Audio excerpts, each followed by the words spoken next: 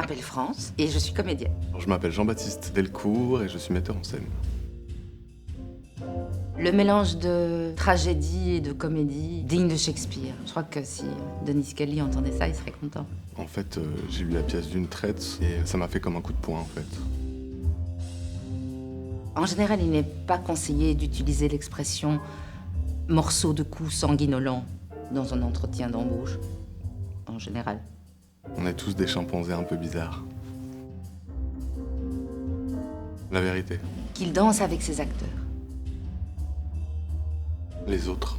L'humain, l'équipe, et puis le fait de pouvoir l'offrir aux spectateurs. Chaque élément de la chaîne a son importance, depuis les mots de l'auteur, en passant par nos corps à chacun, qui transformons cette matière jusqu'à arriver à vous. Les yeux, il se passe beaucoup de choses dans les yeux.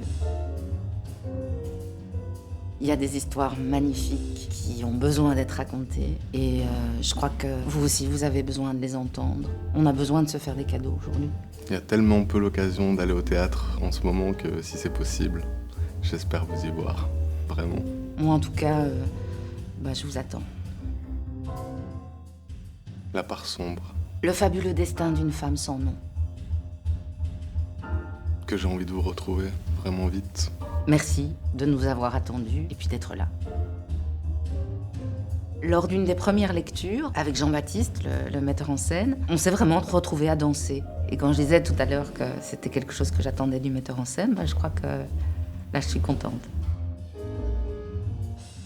Il a un sens de la narration exceptionnel. C'est la 3e fois, je crois, que j'ai la chance de jouer un Denis Kelly. Et dans les 3 cas, c'est vraiment ce qui m'a marqué. La manière dont il conduit l'histoire, où il nous emmène, les rebondissements. Donc on peut vraiment parler d'efficacité dans le plus beau sens du terme.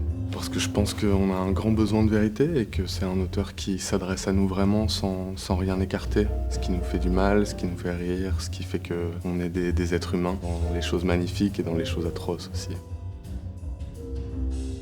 Oui. Non.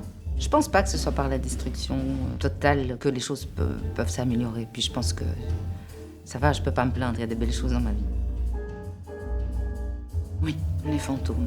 Je crois qu'on vit avec nos fantômes. Je leur parle et je vous jure, c'est pas l'alcool.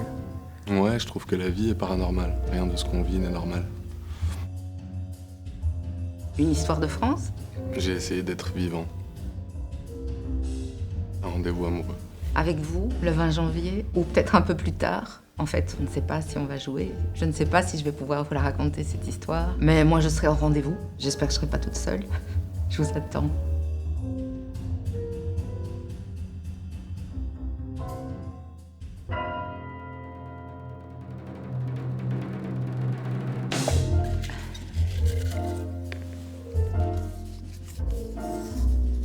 Fais une danse de la rupture. Raconte-nous l'histoire du spectacle avec les objets qui sont sur la table.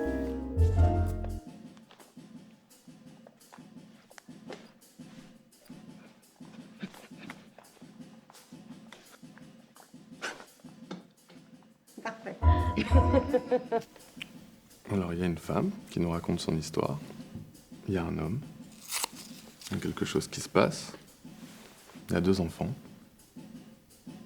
Et le reste est à découvrir.